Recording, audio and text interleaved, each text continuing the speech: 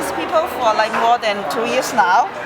And then it's really like a community that these are the people I can share when I have something good happen or something bad happen sometimes. Yeah. The really wonderful thing about this project being represented at COP21 is that it began as just a little seed of inspiration, a fleeting article that I read in the New York Times. And I put the word out to time bankers in the Pasadena area saying, would we want to try this? And next thing you know, we have 30 people showed up with 7 sewing machines, and we did sewing repairs at the first event. The next event was 40 and then 60. Our last event we had 100 people coming, all kinds of repair people making offers.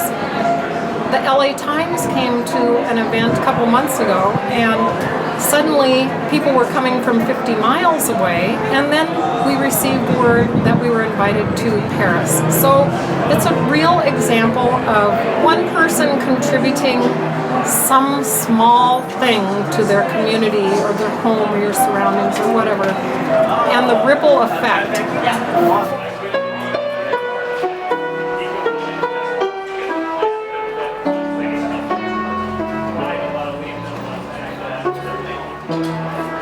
Everybody needs community, whether they realize it or not. They want to get together, and that's the strength that I get out of the Repair Cafe. We have a little routine at our sharpening table where the chair in front of the sharpener is the chair where when you sit in it you have to tell a story. And the more personal the better, of course. And as people do that, we get to exchange stories. I'm a tinkerer. I never knew I was going to be a tinkerer.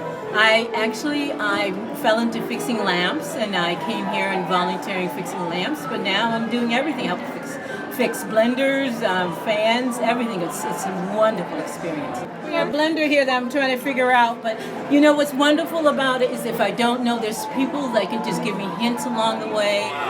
So there is an accounting system inside that records hours spent and hours earned. So that's how it works. So time banking, I think, is an integral part of the Repair Cafe, and I think it came along kind of first because it's neighbors exchanging services without money, and that created relationships.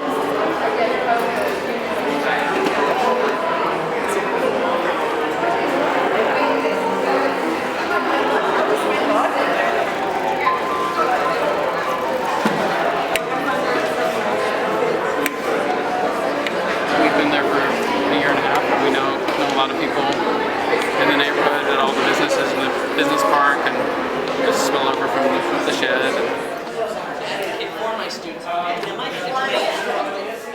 It's nurturing.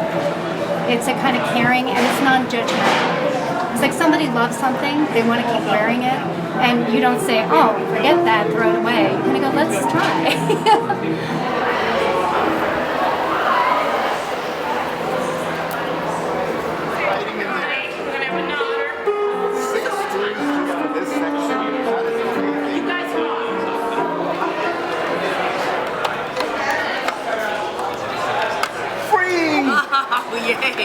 Very much about preserving items that would otherwise wind up in the dump. Anything we can do to save that, along with people having they can save buying a new item because a lot of times they didn't know what they have could be fixed.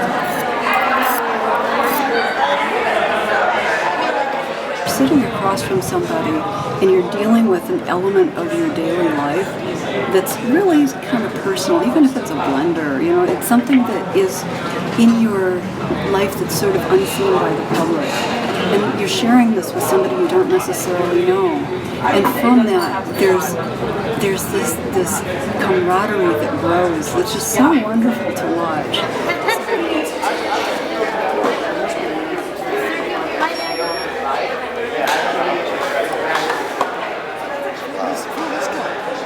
Wow. What a surprise, no? Cleaned up and oiled. A bit of oil, huh? A little bit of oil, yeah. just to make it look professional. It's the openness. Oh yeah, you can use my pins or whatever. But it's just the whole idea that it's about being part of a community, about part of being something bigger.